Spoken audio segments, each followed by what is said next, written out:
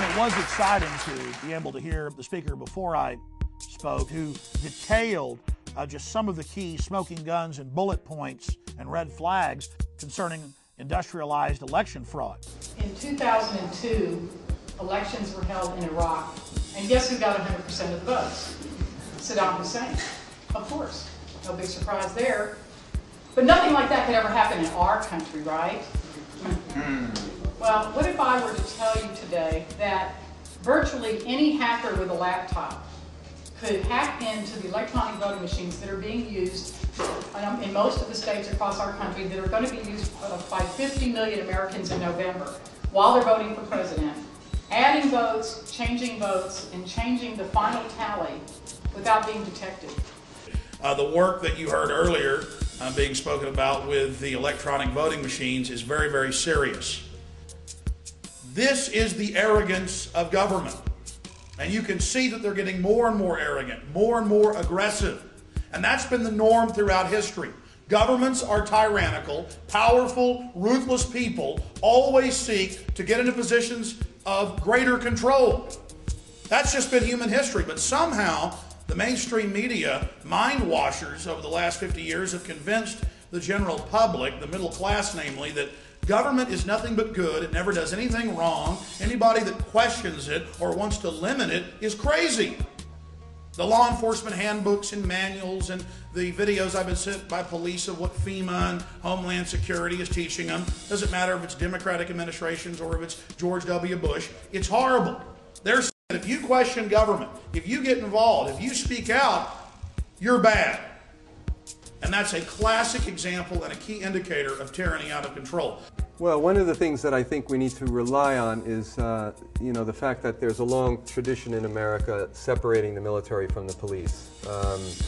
George Washington, for instance, refused kingship, was offered this title, but refused to take on that role, suggesting that, it was not right for a movement in those days that was about opposing the state, the quartering of soldiers in people's houses and so forth. It was an anti-militarism that sort of founded this country, and the separation between the military and the police is kind of the foundation upon which our democracy is built. So I think one of the things that people need to look at is the ways in which that we can recodify the Posse Comitatus Act. The Posse Comitatus Act being the criminal statute which bars the military from enforcing laws domestically.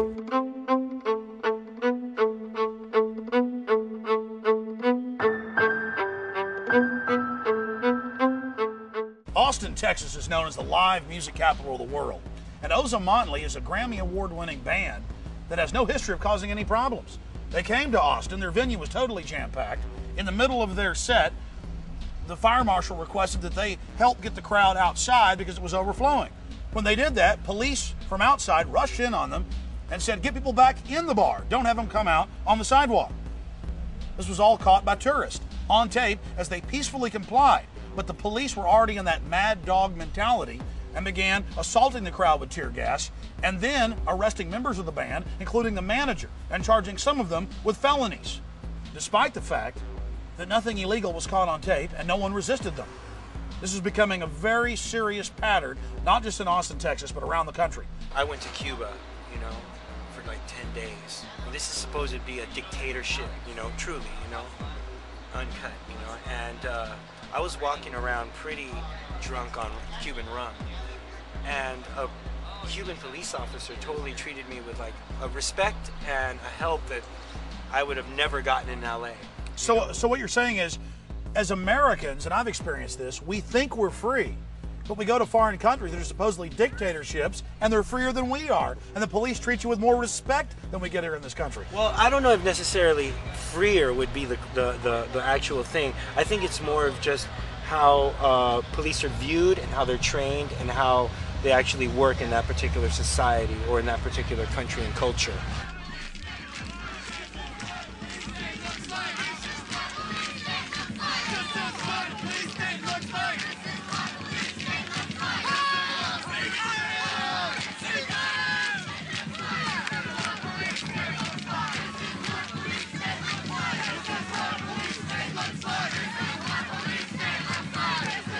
So why are they getting so arrogant? Why are they laughing at us? Why are they being so out in the open about the despotism that they're engaging in, this command and control system they're setting up? It is in large part because of the electronic touchscreen, no record voting systems they're putting in. 3 of the major companies have former deputy directors of the CIA on their board of directors. The local voting machine company that we all supposedly vote on is in large part controlled and owned by Clear Channel. Clear Channel, and of course Clear Channel is a globalist organization, basically an intelligence operation. And we have Clear Channel, Mr. Mays' son-in-law, just married to his daughter, is Michael McCall, and he's the guy who's married to the daughter. They're the biggest campaign contributors to him in the new District 10 runoff race that's coming up. No Democrats running against him. Think about that. He's married to the daughter.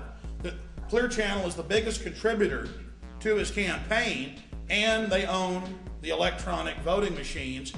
And the county clerk, David Dubois, tells us there's going to be no paper ballot. You're not going to have a record. There's going to be no receipt of it.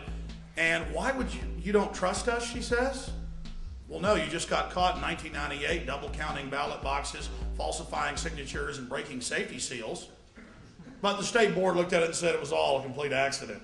And that was with the old system where they had to feed the paper ballots in, then it went into an electronic spreadsheet, and that too can be manipulated. But now with these new systems, there's just no record at all. Just another quick update for you in the course of making this documentary. We talked about Michael McCall running for a new special created 10th district here in Central Texas. And then magically, despite the facts saying that he would lose according to polls, he magically won, just like Senator Hagel, who owned the voting machine company, and he ran as an underdog way behind the polls, and he magically won too. So you're wondering why government's getting more and more arrogant? They own the voting machines. Out of the 5 big voting machine companies, 3 of them are headed by former CIA deputy directors or directors. One of the other big ones is run by the former head of the National Security Agency, or the NSA. And then again, others are owned by people like Clear Channel. So I think that answers the question for you. But they know that you can't handle the horror of this. And then we've got the League of Women Voters, a supposed political watchdog group running all over the country trying to block a good Republican's bill, Congressman Rush Holt's bill, to demand a paper record of the electronic voting machines. They're blocking that, saying, no, we don't want any record of how you vote. Don't be a conspiracy theorist. You're bad if you want a record. We send advisors and monitors all over the planet to these third world countries, these tin-horn dictatorships, to monitor their elections. And we demand a paper trail. But here, hey, don't be paranoid. We just don't want you to have that record. Better think about that. Why is it that you believe what Alex Jones tells you? Because he makes a lot of sense. There are just too many coincidences about the whole situation. I watch a lot of history. I watch a lot of PBS. I do not watch propaganda. As Hitler said, it is easier to believe a big lie than a little lie.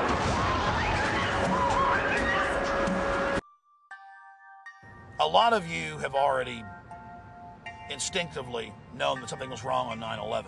But you're still saying, how could elements of the government do something so horrible? How could they carry something out like this? Well, look what happened to millions of American Indians. Look what happened to African Americans because of criminal elements in the government and individuals that stood to gain by their enslavement, by their murder. So don't be naive. Look at history. Look at what all the dictators have done. Look at what's gone on in kings and queens' courts. Look at the subterfuge they had going on 1,000 years ago, 500 years ago, and then magnify that today. It's very naive to look at all the motives that the military-industrial complex had for 9/11, and then to look at all their connections with the Taliban, with the Al-Qaeda, with training the supposed hijackers, with giving public officials warnings. You cannot deny what's developing here, what's happening.